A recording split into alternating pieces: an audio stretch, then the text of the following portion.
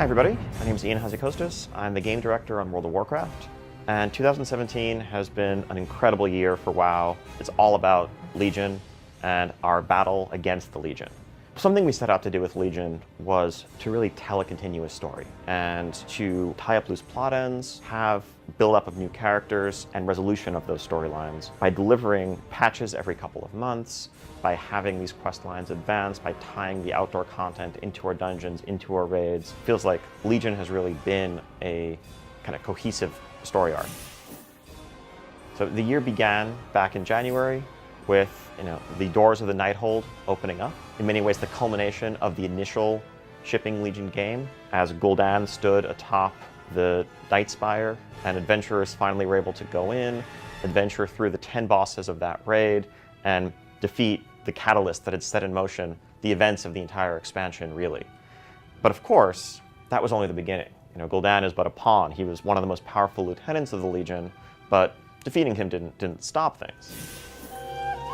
One of the coolest things we've done in Legion has been to add a lot of rotating week-to-week content, where you never know exactly what's going to be available for you when you log in a given week. So our micro-holiday system that we introduced in 7.1.5 has added fun events like Entourage Remembrance Day or the Transmog competition.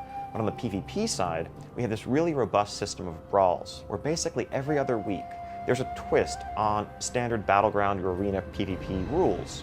And you can jump in and try a one-off experience like a 6v6 battleground, or going into an arena with far more people than belong in an arena. It gives our team a chance to try out a bunch of exciting new ideas. And so I think it's been really one of the most exciting features we've added in Legion on the PvP side, and it's been great to see players embrace and really enjoy these brawls. In March, we had patch 7.2.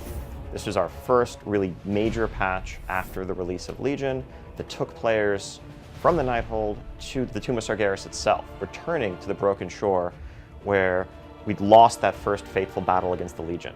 But in the meantime, we've gained allies, built up our order halls, empowered our artifacts, and things were going to go differently the second time around.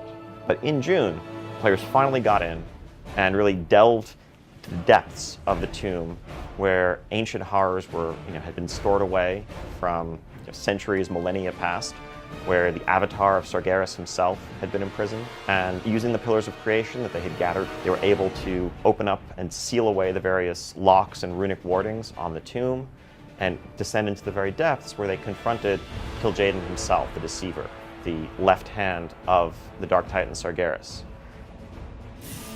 Shortly after that, players began gearing up for this journey to Argus itself, with the planet looming in the sky, reminding us constantly of this threat to our existence. Patch 7.3 saw us journey to that world. We've been exploring this new land and making preparations for the final battle that lies ahead. And that's going to be going into the Antorus raid zone, where we will have to face the forces of the Legion at their strongest, and who knows what surprises Sargeras will have in store for us. I think in a lot of ways, patch 7.3 and Argus are among the most ambitious patches we've ever tried to do in this expansion. And it's not just a new zone, really taking you to a whole new world and building that out. The storytelling lessons that we've learned in Legion are something we want to continue going forward really indefinitely.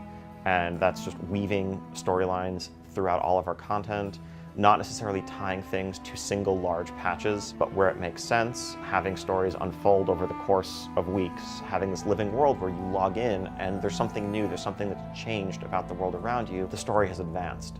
It's a reminder that this isn't just a single player game. You're participating in a shared world where things are happening when you're not necessarily logged in, and you don't know what you're going to discover or what's waiting for you when you return to Azeroth.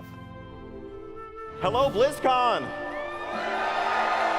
We are so excited, hard at work getting ready for BlizzCon, and really can't wait to share everything that we've been working on. It's been great watching everybody delving into Argus, fighting the Legion, and I know players are wondering what's coming next. Where can we possibly go after this climactic battle that awaits us? And can't wait to tell everybody more about it at BlizzCon, and we hope you'll all join us.